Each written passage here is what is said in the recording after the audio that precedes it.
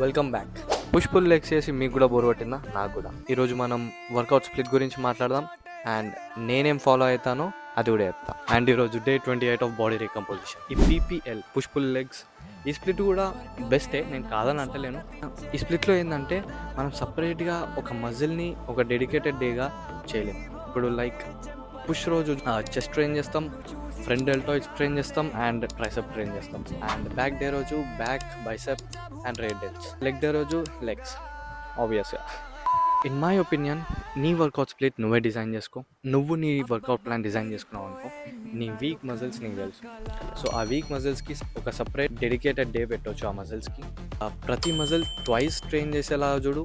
Each మజిల్కి రికవరీకి ఒక minimum of 2 days of gap వచ్చేలా చూడు. అండ్ నా స్ప్లిట్ నేను నెక్స్ట్ వీడియోలో షేర్ చేసుకుంటా. That's for the day. చలో.